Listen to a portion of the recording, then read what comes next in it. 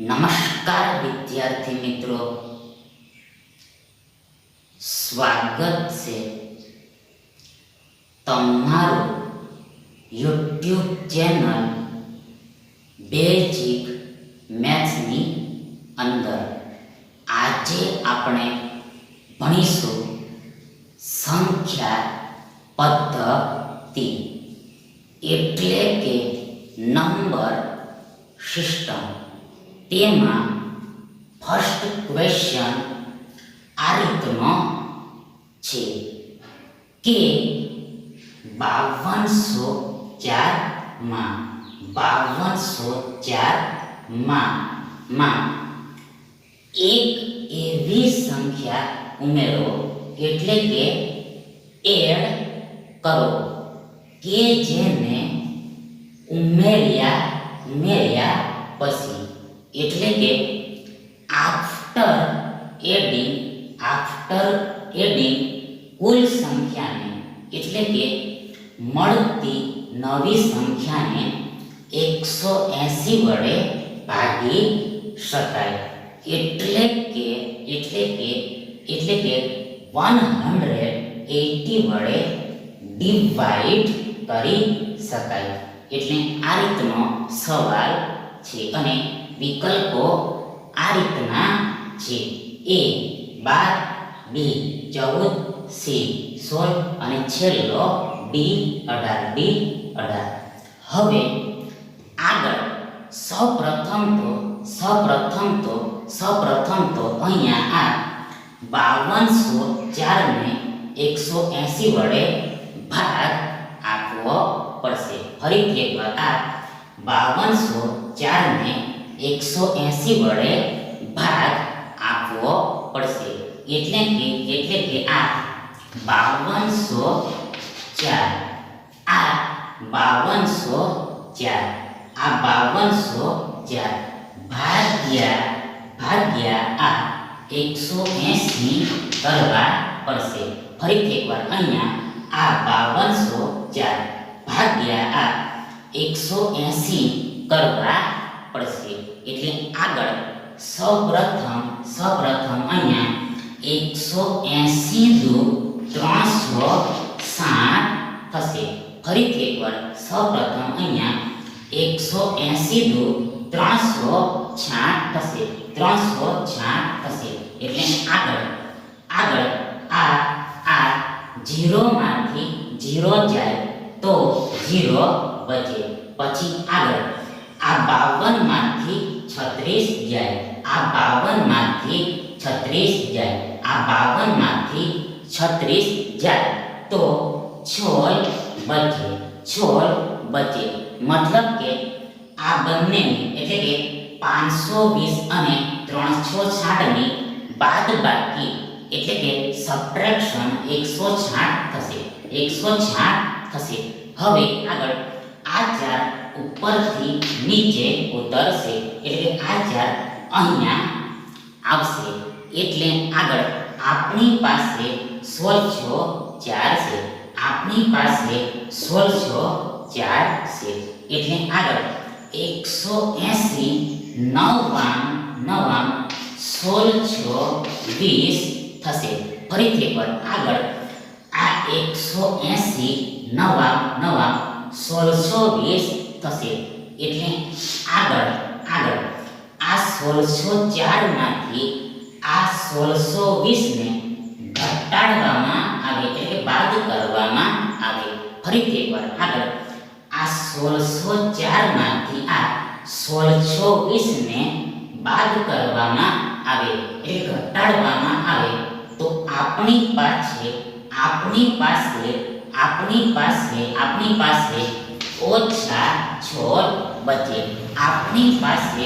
ઓછા 16 બચે. એટલે કે -16 બચે. મતલબ કે આ 5204 માં આ 16 ને ઉમેરવામાં આવે. ફરીથી એકવાર આ 5204 માં આ 16 ને ઉમેરવામાં આવે. એટલે કે એડ કરવામાં આવે, આ 16 ને ઉમેરવામાં આવે તો મળતી નવી સંખ્યાને એટલે કે કુલ સંખ્યાને આ 180 વડે સંપૂર્ણપણે ભાગી શકાશે. ફરીથી એકવાર, જો આ 16 ને આ 5204 માં ઉમેરવામાં આવે તો મળતી નવી સંખ્યાને એટલે કે કુલ સંખ્યાને આ 180 વડે નિશેષ ભાગી શકાશે, કમ્પ્લીટલી ડિવાઈડ કરી શકાશે. એટલે આ 16 તમારો સાચો જવાબ થશે. હવે આગળ આ સવાલને તમે બાય ઓપ્શન પણ સોલ્વ કરી શકો, એટલે કે વિકલ્પો પરથી પણ ઉકેલી શકો. એટલે આગળ સૌપ્રથમ આ 5204 માં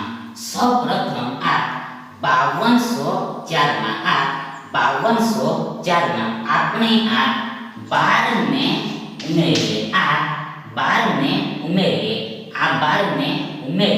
તો બરાબર શું થાય? તો જુઓ, બરાબર સરવાળો આપણો 5216 થાય. સરવાળો 5216 થાય. એટલે હવે આગળ આ 5216 માં તમે જોશો તો જુઓ, અહીંયા એકમનો અંક એટલે કે યુનિટ ડિજિટ 6 એટલે કે 6 છે. ફરીથી એકવાર આ 5216 માં તમે જોશો તો જુઓ, અહીંયા એકમનો અંક આ 6 છે. એટલે 5216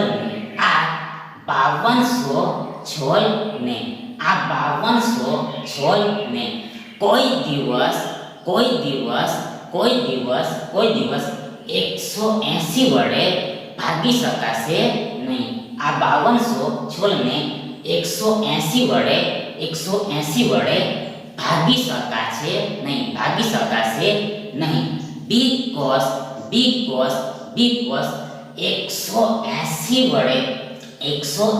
વડે ભાગી શકાય તેવી સંખ્યાના એકમના સ્થાનમાં 0 હોવો જરૂરી છે, એટલે કે નેસેસરી છે, એટલે કે કમ્પલસરી છે, એટલે કે ફરજિયાત છે. એટલે હવે આગળ આ 5204 માં આપણે આ 14 ને ઉમેરીએ તો જુઓ, બરાબર સરવાળો આપણો 5218 થશે. અને હવે આગળ આ 5218 માં તમે જોશો તો જુઓ, અહીંયા એકમનો અંક એટલે કે યુનિટ ડિજિટ 8 છે. એકમનો અંક 8 છે. એકમનો અંક આ 8 છે. એટલે આને પણ એટલે કે 5218 ને પણ કોઈ દિવસ 180 વડે ભાગી શકાશે નહીં. બીકોઝ આ 180 વડે ભાગી શકાય તેવી સંખ્યાના એકમના સ્થાનમાં 0 હોવો જરૂરી છે, એટલે કે નેસેસરી છે, એટલે કમ્પલસરી છે. એટલે કે ફરજિયાત છે. એટલે આગળ આ 5204માં આપણે આ 18 ને ઉમેરીએ. આ 18 ને ઉમેરીએ તો બરાબર 5222 થાય. 5222 થાય. અને હવે આગળ આ 5222 માં તમે જોશો તો જુઓ અહીંયા એકમનો અંક 2 છે, એટલે કે યુનિટ ડિજિટ 2 છે. એકમનો અંક 2 છે, એટલે આને પણ એટલે કે 5222 ને પણ કોઈ દિવસ આ 180 વડે ભાગી શકાશે નહીં. બીકોઝ કારણ કે જુઓ આ 180 વડે ભાગી શકાય તેવી સંખ્યાના એકમના સ્થાનમાં 0 હોવો જરૂરી છે, એટલે કે નેસેસરી છે, એટલે કે કમ્પલસરી છે, એટલે કે ફરજિયાત છે. એટલે આગળ લાસ્ટમાં આપણે આ 5204માં આ 16 ને ઉમેરીએ એડ કરીએ તો બરાબર ઇક્વલ 5220 થાય. 5220 થાય. એટલે આગળ આ 5220 માં તમે જોશો તો જુઓ અહીંયા એકમનો અંક એટલે કે યુનિટ ડિજિટ આ 0 છે, એટલે કે 0 છે. મતલબ કે અહીંયા પહેલી શરત એટલે કે ફર્સ્ટ કન્ડિશન એટલે કે જરૂરી શરત એટલે કે નેસેસરી કન્ડિશન એટલે કે કમ્પલસરી કન્ડિશન એટલે કે ફરજિયાત શરત સંતોષાય છે. એટલે હવે આગળ એટલા માટે હવે આગળ આ 5220 ને આ 180 વડે ભાગી શકાતું છે કે નથી ભાગી શકાતું છે કે નથી ભાગી શકાતું તેને ચેક કરવું પડશે.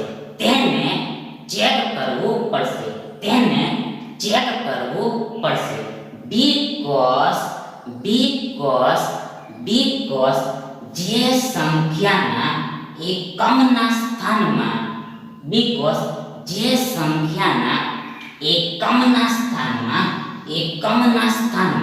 0 હોય તો તેને 180 વડે ભાગી જ શકાય. 180 વડે ભાગી જ શકાય એવું જરૂરી નથી. બીજા શબ્દોમાં કહીએ તો જુઓ એકમના સ્થાનમાં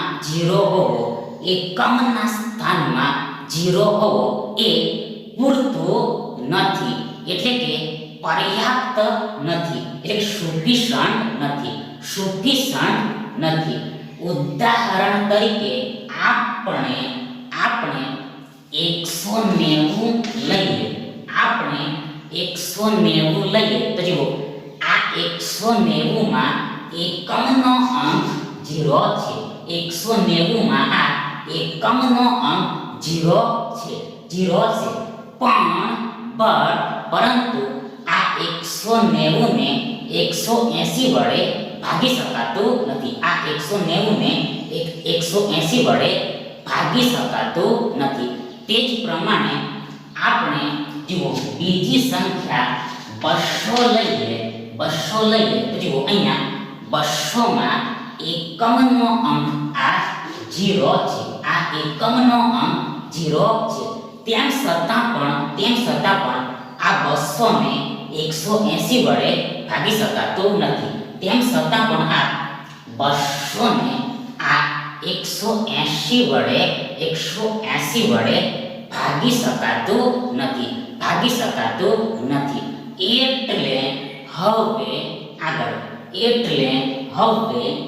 આ 52 ભાગ્યા 180 કરવું પડશે.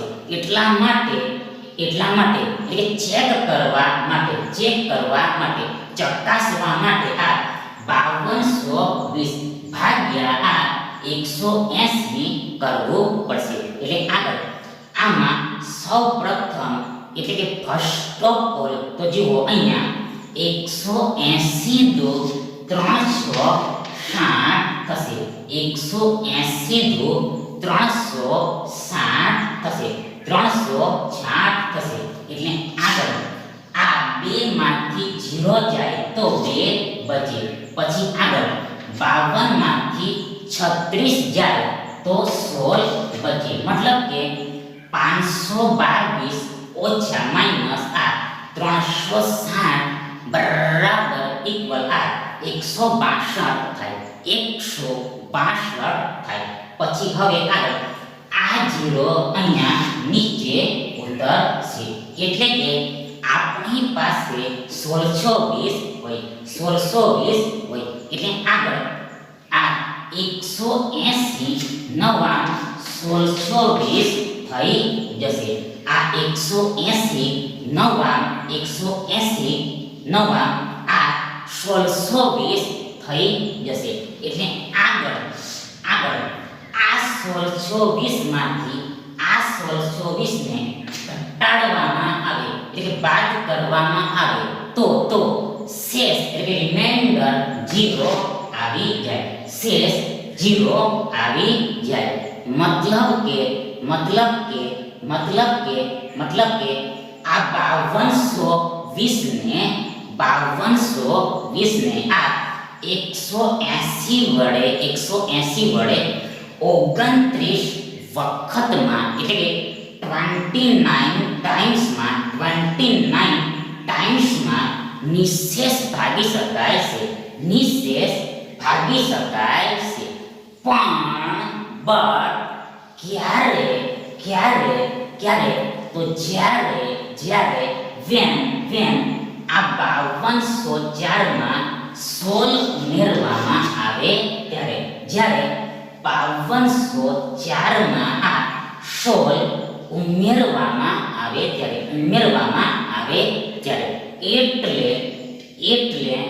એટલે આ 16 તમારો સાચો જવાબ થશે. એટલે આ 16 તમારો સાચો જવાબ થશે. એટલે કરેક્ટ આન્સર થશે. હવે આગળ આ 5220 ને 180 વડે ભાગી શકાતું છે કે નથી ભાગી શકાતું તેને તમે બીજી રીતે પણ ચેક કરી શકો. તો જુઓ તેમાં સૌપ્રથમ આ 180 ને તમે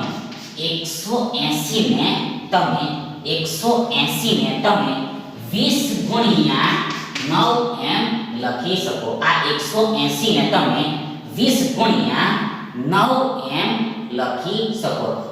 જ્યાં વેર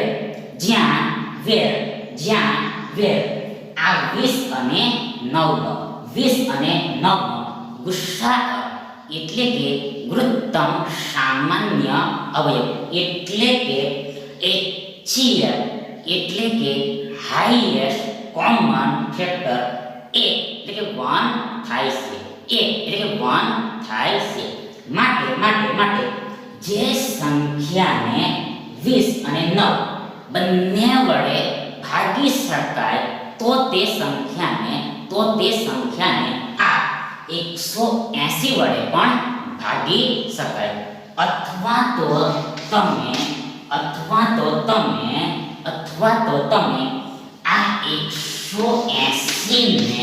180 ને 4 ગુણ્યા 5 ગુણ્યા 9 એમ પણ લખી શકો. તમે આ 180 ને 4 ગુણ્યા 5 ગુણ્યા 9 એમ પણ લખી શકો. બીકોઝ 4 પચામ 20 થાય છે. બીકોઝ 4 પચામ 20 થાય છે. આ 4 પચામ 20 થાય છે. જ્યાં વેર આ 4 અને 5 નો ગુસાઅ 1 થાય છે. આગળ આ 5 અને 9 નો ગુસાઅ 1 થાય છે. અને લાસ્ટમાં આ 4 અને 9 નો પણ ગુસાઅ 1 થાય છે. માટે જે સંખ્યાને 4 5 અને 9 એટલે કે આ ત્રણેય સંખ્યાઓ વડે ભાગી શકાય. તો તે સંખ્યાને આ 180 વડે પણ ભાગી શકાય. 180 વડે પણ ભાગી શકાય. એટલે સૌપ્રથમ જુઓ 4 વડે કઈ સંખ્યાને ભાગી શકાય? જુઓ ફરીથી એકવાર સૌપ્રથમ 4 વડે કઈ સંખ્યાને ભાગી શકાય? તો જુઓ જો આપેલ સંખ્યાના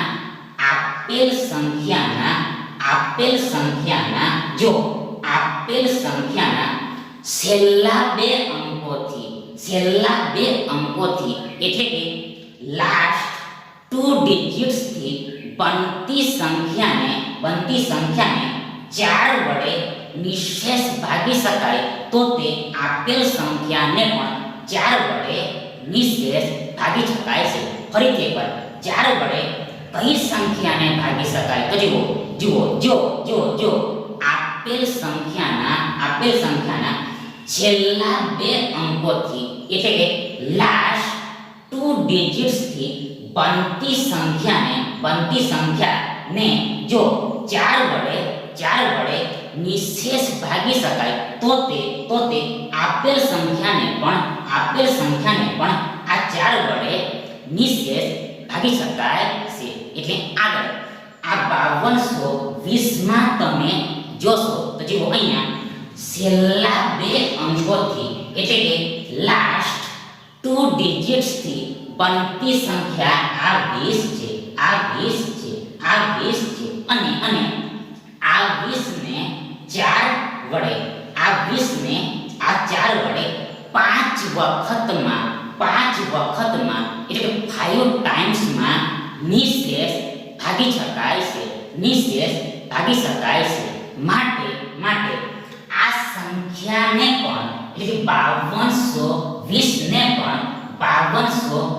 પણ આ 4 વડે કાંઈક વખતમાં એટલે કે સમથિંગ ટાઈમ્સમાં નિશેષ ભાગી શકાશે. હવે આગળ 5 વડે કઈ સંખ્યાને ભાગી શકાય? 5 વડે કઈ સંખ્યાને નિશેષ ભાગી શકાય? તો જુઓ આપેલ સંખ્યાના એકમના સ્થાનમાં 0 હોય કે પછી 5 હોય તો તે આપેલ સંખ્યાને 5 વડે નિશેષ ભાગી શકાય છે. ફરીથી એકવાર 5 વડે કઈ સંખ્યાને ભાગી શકાય? તો જુઓ આપેલ સંખ્યાના એકમના સ્થાનમાં 0 હોય કે પછી 5 હોય તો તે આપેલ સંખ્યાને 5 વડે નિશેષ ભાગી શકાય છે. એટલે આગળ આ 5220 માં તમે જોશો તો જુઓ અહીંયા એકમનો અંક આ 0 છે.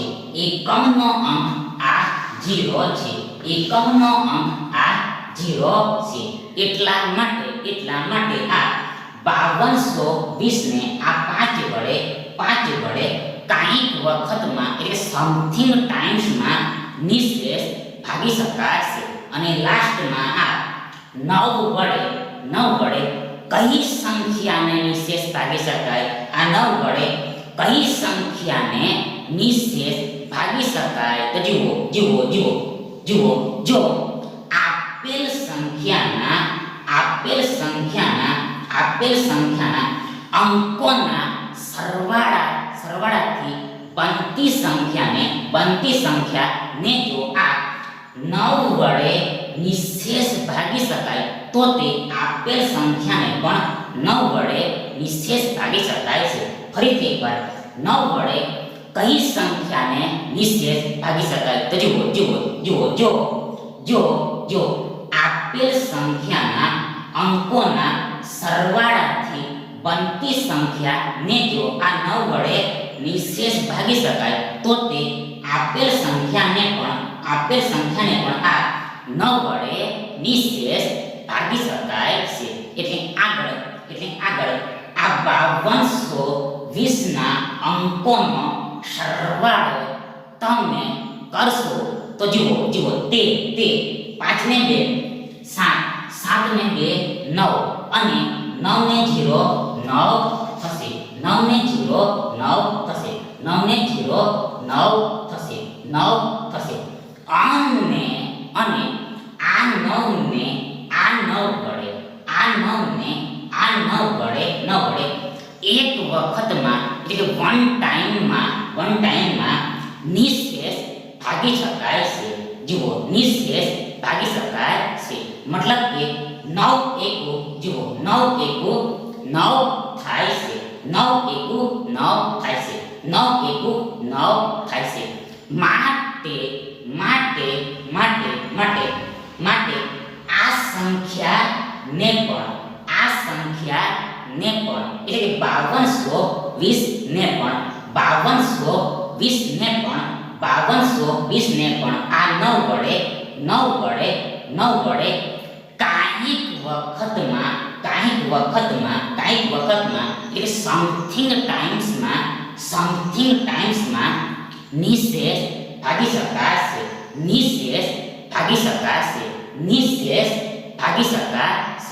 મતલબ કે ટૂંકમાં શોર્ટમાં ઇન શોર્ટ આ 5220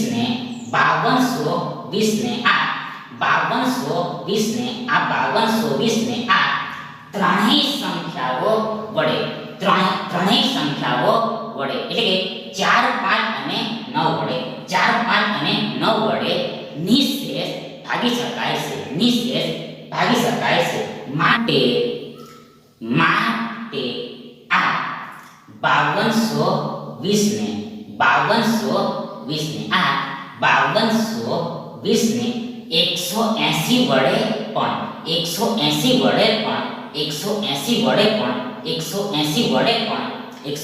વડે પણ જુઓ કાંઈક વખતમાં એટલે સમથિંગ ટાઈમ્સમાં નિશેષ ભાગી શકાશે.